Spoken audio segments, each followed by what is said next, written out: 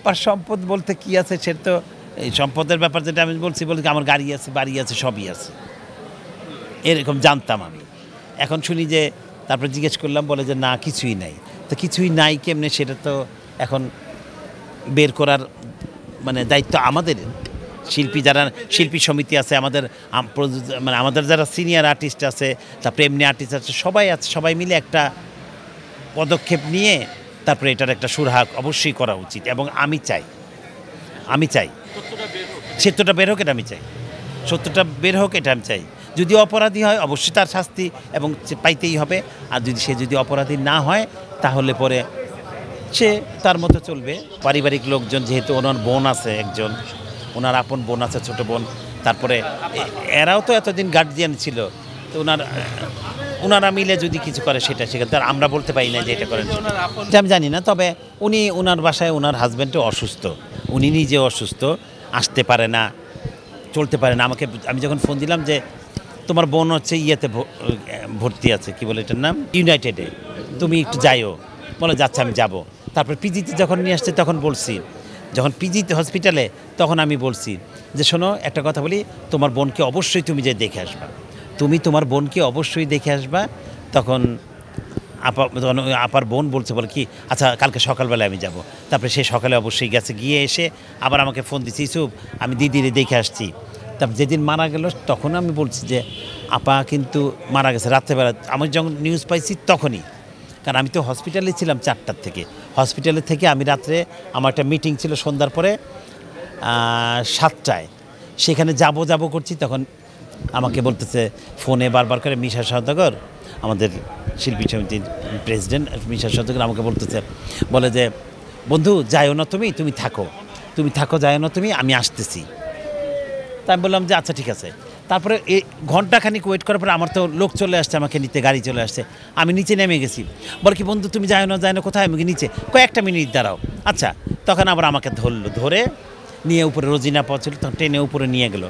তো উপরে নিয়ে গেলে কথা বললো যে এরকম ব্যাপার সে আসছে। তারপরে আমি চলে গেলাম মিটিং থেকে। রাত 12:30 বাজে আমি ফোন দিলাম হসপিটালে আন্না সাগরকে, বললো যে আমরা চলে আসছি ভাইয়া, তাহলে তুমি বাসায় চলে যাও। আমি বাসায় যেয়ে জাস্ট আমি আমার জ্যাকেটটা খুলছি, আর কাপড় খুলে কী হয়েছে গেলে আমার ফ্যামিলির সাথে আমি কথা বলছি যে কাপড় প্যান্ট কিচ্ছু খুলি নাই। তা বললাম যে খিদা পাইছে, আগে ফ্রেশ একটু খেয়ে নেই। এর মধ্যেই, কারণ হসপিটালে ছিলাম, খাওয়া হয় নাই, তো এর মধ্যে হয়েছে কি ফোন আসছে হসপিটাল থেকে। আন্না ফোন দিচ্ছে আমাকে, বলে কি ভাইয়া কই তুমি, আমি বাসায়। বলে কি আপাতত নাই, এই কান্না, বলে কি আমরা যাচ্ছি তুমি আসো। তা বলে কি তুমি যাবা কীভাবে, এখন তো অনেক রাত। বলে যে আমরা ওভার নেই, তোমাকে তুলে নেই। ওরা আমাকে তুলে নিয়ে গেলে এই যে হসপিটাল গেলাম। হসপিটালে যাওয়ার সময় আমি আমার সিঁড়িতে নামতে আপার বোনকে ফোন দিচ্ছি, বুলাদি শোনো আপা কিন্তু নাই, সব শেষ এটা বললো, এই শব্দগুলো উচ্চারণ করলো।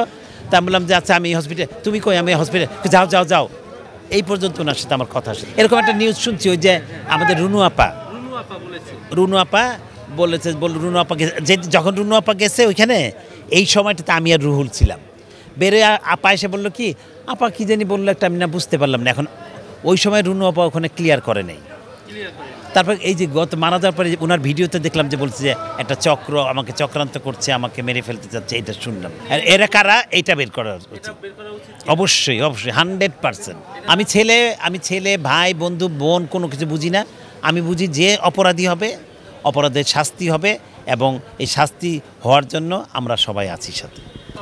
এই প্রশ্নগুলি আমাকে অনেকেই করেছে। এটা তো যার ব্যক্তিগত, এটা আমি বলবো না। আমি তো ট্রেনে চোখের পানি আনতে পারবো না। আমি যেমন ওই দিন আমার মা বাবা মারা যাওয়ার পরে, আমি আপা মারা যাওয়ার পরে যতখানি কেঁদেছি, আমার চোখ দিয়ে যতখানি পানি পড়েছে, আমি আমার বাবা মা মারা যাওয়ার সময় এতখানি পড়েনি। আচ্ছা মারা যাবে, মানুষ মরে যেতে পারে, আচ্ছা মরণশীল এই হবে। আমার বাবা অসুস্থ ছিল, মা অসুস্থ ছিল। আমি যদি জানতে পারতাম তাহলে আমি সান্ত্বনা দিতাম, যেমন আমি আমার বাবা মা মারা যাওয়ার পর সান্ত্বনা, আচ্ছা যাক অসুস্থ ছিল, আল্লাহ নিয়ে গেছে, তার হায়াত ছিল। আপার বেলায় ওইটা মেনে নিতাম, কিন্তু আপার বেলায় আপনারা দেখেছেন আমাকে অনেকে প্রশ্ন করেছে। কালকে আমাকে দেশ থেকে আমাদের অনেক আর্টিস্ট আছে, আমাকে ফোন দিয়ে বলেছে যে তোমার ভিডিও দেখে আমার কান্না চলে আসছে, আমি কাঁদছি, তাহলে তোমার কি অবস্থা হচ্ছে। এই যে ফিলিংসটা ছিল, সবাই যারা বোঝে তারাই বলবে এই কথাটা। এই ভাই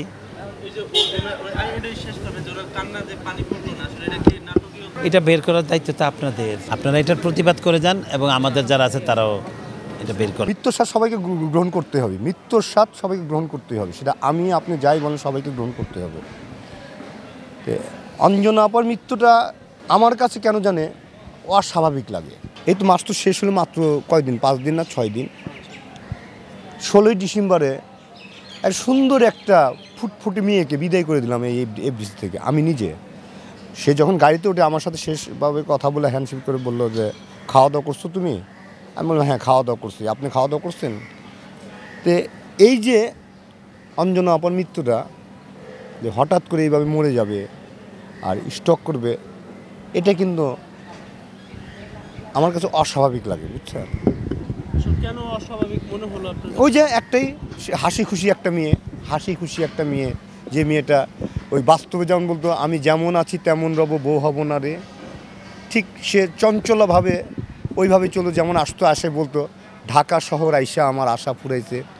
এই যে তার বাবারে বাবা কই দিলা বিয়া, এই যে তার অনেকগুলা সাবজেক্ট সিনেমার গান, এগুলো সে বাস্তবে জনপ্রিয় গানগুলো সে বাস্তবে গাইতো, বাস্তবিক হতো। তাই তাকে তখন মনে হতো যে এই অঞ্জনা, মানে এখন তো অনেকেই সুপারস্টার ভাব দেখে, অনেক নায়িকারা সুপারস্টার ভাব দেখে। আমি তো জানো কথা বলতে কারো ছাইরা কথা বলি না, তা জানোই তো।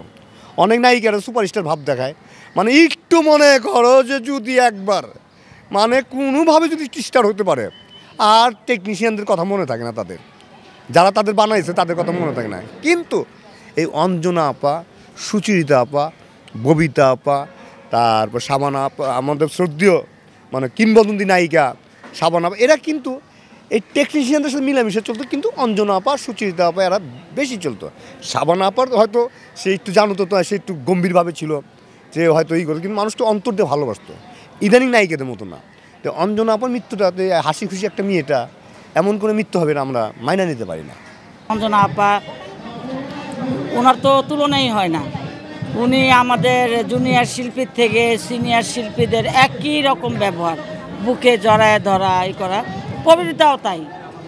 কবিতা এমন একজন মানুষ যে জায়গাতে উনি হেঁটে যায়, উনি চেষ্টা করে যে মাটিও যেন ব্যথাটা না পায়, মানে মাটিটাও যেন মানে চুপ থাকে। এত ভালো মানুষ, এবং ব্যক্তিগত জীবনেও উনি আসলে ভালো মানুষ। উনি ক্যামেরাতে যেমন অভিনয়, বাস্তব জীবন ওনার কোনো চেঞ্জ নাই, একই রকম উনি। ওনার আচার আচরণ, কথা বলা, ব্যবহার। উনি আরেকজন ছিলেন আমাদের আনোয়ার হোসেন সাহেব, এটা মাটির মানুষ। এটা দেখো কত বড় মাপের শিল্পী, কিন্তু অহংকার কাকে বলে ওনারা জানেই না। এবং প্রত্যেকটি জুনিয়র সিনিয়র শিল্পীদেরকে ওনারা আপনি করে কথা বলতেন। তারপর আরেকজন টিভির থেকে এসেছিল হুমায়ুন ফরিদী সাহেব, উনিও কিন্তু আমাদের চলচ্চিত্রের ছোট বড় সবাইকে আপনি করে কথা বলতেন। ওয়ালাইকুম আসসালাম, মর্জিনা ভালো আছেন? এই মানুষ ছিল। ওনারা যে চলে গেলেন, এই যে তুমি প্রবীণ মিত্র দা, তারপরে অঞ্জনা আপা, তারপরে হুমায়ুন ফরিদী ভাই, মান্না ভাই, জসিম ভাই, ওয়াসিম ভাই, এইসব জায়গাগুলি না আর কখনো পূরণ হবে না। ওনারা ওয়ান পিক ছিলেন। রাজ্জাক ভাই, মানে অজস্র শিল্পী চলে গেছে, তো কার নাম থেকে কার নাম বলবো। ওনারা না আর আসবেন না। একদম পাশাপাশি, ডিফারেন্ট। মেয়েদের মতো তো তুলনাই নাই অঞ্জনা আপার। এই যে মৌসুমী আমাদের নৃত্যশিল্পী, ও কান্না করতেছিল যে আমার অপারেশনের সময় আপা আমাকে কত সাহায্য সহযোগিতা করছে। অডাল টাকা ওনার ছিল না, বাট ইচ্ছা থাকলে যে করা যায়, এটা অঞ্জনা আপার তার প্রমাণ। বুঝতে পারছো? প্রবীরদা, ওনারা হিন্দু থেকে আসলে মুসলিম হয়েছে, এটা কিভাবে দেখেছেন? অঞ্জনা আপা তো যখন বুলি ভাইয়ের সাথে বিয়ে হলো, বুলি ভাই তো প্রযোজক, মানে ছবি বানাতেন, পরিচালক, আমাদের মাহমুদ কলি ভাইয়ের বড় ভাই, হিরো মাহমুদ কলি ভাইয়ের বড় ভাই, জমিদার বংশ ওনাদের। তো বুলি ভাই যখন অঞ্জনা আপাকে বিয়ে করলো, উনি মুসলিম হয়েই কিন্তু বিয়েটা করলেন। প্রবীরদাও তাই। প্রবীরদা যখন ভাবিকে বিয়ে করলেন, মুসলিম ছিলেন ভাবি, উনি বিয়ের সময় মুসলিম হয়ে গেলেন। কিন্তু আমরা সবাই ভালোবাসি ওনাকে দাদা, আসসালামু আলাইকুম ভাই বলতাম না, কিন্তু আমরা একদম সবাই দাদাই বলতো। উনি কিন্তু ওয়ালাইকুম আসসালাম নিতেন, সালাম দিতেন। ওনারা কোনোদিন নমস্কার দিতে দেখি নাই, আদাব নিতে দেখি নাই, নিতেও দেখি নাই। এটা কি আসলে মন থেকে দোয়া ভালোবাসা? এটা আমি আমি আমি আসলে জানি না এটা। এক মিনিট ভাইয়া, দাদা ভালো থাকবেন, দাদা ভালো থাকবেন, ভালো থাকবেন।